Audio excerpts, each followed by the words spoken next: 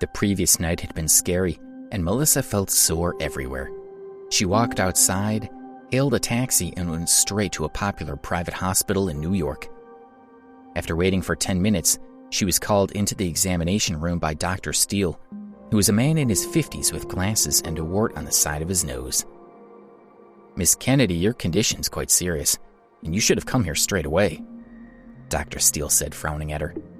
"We'll have to watch for any signs of infection, but in the meantime, I'll send you for a CT scan." "Thank you, Dr. Steele, I understand," she said, smiling and not at all worried about what the doctor had said. She stared at him and asked, "Doctor, what do you think caused this?" He thought for a moment and said, "Maybe you were taking a bath or having a swim and you were accidentally scratched by something." She slowly shook her head. "No, that's not right. Guess again." Dr. Steele suspected that there might be something wrong with Melissa. He was a little embarrassed as he said, "Well, perhaps you used some sort of toy and were a little too, strenuous." "Still not right," she said with a glimmer in her eyes. "Miss Kennedy, you shouldn't joke about something like that," Dr. Steele said. "The hospital has strict rules about that kind of thing." "Doctor, would you like to examine me?" "Oh, yes." He slowly reached out a hand toward her, and just as he was about to touch her, she snapped a few photos on her cell phone. "What?" he spluttered. What was the girl doing? "Don't panic," Melissa said with a sneer. "As long as you do what I tell you, I won't post these photos online," she smirked. "You know what would happen if these photos were made public." Dr. Steele realized he had been tricked. What was he going to do? If anyone saw those photos, he would be ruined. "Okay, what do you want from me?" he asked, gritting his teeth. "Just one simple thing," she said. "Should anyone investigate my injuries, you need to say that they're a result of Also, you need to say that it's likely I'm pregnant. With your reputation as an expert, it shouldn't be difficult to convince everyone." She was worried that Alex might send someone to investigate her story, so she had to make sure the doctor wouldn't contradict her. "Fine," he reluctantly agreed. He had no choice. "Who are you trying to con? And how did you receive those injuries?" "I'm not telling you who he is," she said. "And it's none of your business how I got hurt. Just remember what I told you to say if anyone asks." The fewer people who knew, the better. She didn't want to explain what had happened the previous night. Melissa had thrown Alex onto the bed and taken off their clothes, but she had forgotten one very important thing. The she had used to knock him out had left him unresponsive. It had been impossible for her to have sex with him, so she couldn't get. She had tried for half an hour, but then she had given up. Now she had to pretend that she had slept with Alex. Melissa was no longer to make Alex think it had been her first time. To her relief, when Alex had seen the blood on the bedsheet, he seemed to believe that he had taken her virginity. Alex called Ken Stokes and instructed him to find Debbie as quickly as possible. When Sam Woodsworth received Ken's message, he sent people to search for Debbie while he stayed with Alex in the Azalea guest house. Sam looked at Alex's distressed expression, but he couldn't do anything to help, and that left him feeling uneasy and afraid. Alex sat on a stone tablet in the luxurious courtyard of the guest house. The place was beautiful with its blue and white tiles, but he barely noticed it. He leaned his arm on the table and said nothing. He sat there for hours. The trees stood tall and unmoving, and their leaves rustled in the breeze. He wasn't in the right state of mind to appreciate his surroundings, and his mood grew steadily heavier. He clenched his fist tighter and tighter. Around 6 p.m., the sky began to darken. Black clouds covered the sky, and not a hint of blue remained. A few muffled rumbles of thunder could be heard in the distance. "Hurry, get inside!"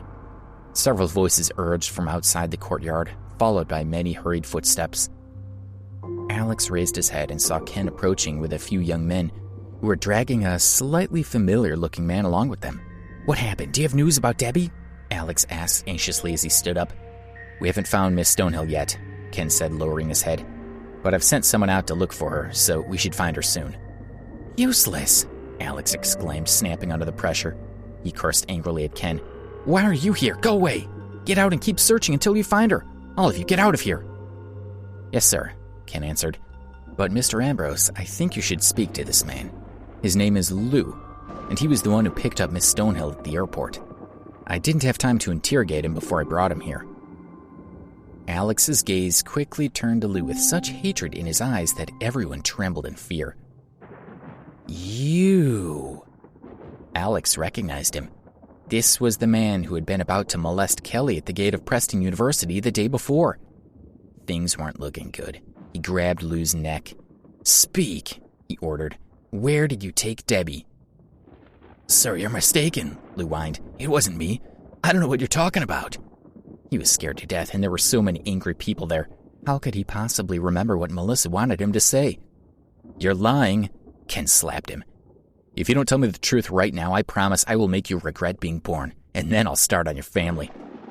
Okay, I'll tell you the truth, I swear, Lou said nervously, intimidated by Ken. He quickly thought it through. With the state Alex was in, there was no doubt he would react violently if Lou told the truth, and then Lou would die. All he could do was follow Melissa's instructions and hope she would protect him. Yes, I lied, he said carefully, keeping his head down. When I arrived at the airport, I saw Debbie, and she was really pretty. Then I heard her call her boyfriend Alex, so I pretended I was his friend to trick her into getting into my car. Debbie had told Janice that one of Alex's friends was going to pick her up. But Alex didn't care about that. What he wanted to know was where Debbie was now and what Lou had done to her. The sound of more hurried footsteps came from outside the yard. One of Ken's men walked in carrying a pink suitcase. Behind him were two men who were escorting Lou's wife. Alex's eyes widened as he walked over and picked up the suitcase, recognizing it as Debbie's from the panda sticker on the side. Mr. Ambrose, we found this in Lou's bedroom closet, one of the men said, and his wife looked quite flustered, so we brought her here as well. Tell me what happened, Alex demanded, glaring at Lou. Where did you take her? Where is she now? He opened the suitcase and took out a black book. There was a lock on the cover, but he applied a little pressure and popped it open. I drove Debbie to the Pavilion Hotel, Lou said, trembling with fear. As Alex listened, he opened the book and discovered it was Debbie's diary. April 2nd. I jumped into Ramsey Lake, and I thought I was going to die, but a boy had followed me there and saved me. Then we ate together, and it felt so good to have someone to share that with. April 13th. I don't understand why Alex stole Mr. Morgan's money. I hate him, but I can't let him go. I have to leave school to work and pay off his debt. But as long as he's okay, it's much more important than me going to school. April 25th. Harmony Island. I just found out that Alex didn't lie to me. His family's wealth is more than I could have ever imagined, and now I feel like I'm not worthy of him at all.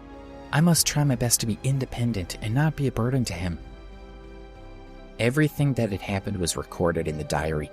Alex had thought that he had misunderstood Debbie, but seeing this, he was learning something new. In their relationship, she had never felt that she was good enough. Silly girl, why would you think that? He muttered, his heart aching. He skipped over many of the pages and went straight to the entry where she went to Chicago. Please subscribe to the Pocket FM YouTube channel and press the bell icon for instant notification. Check out our channel for more such exciting shows.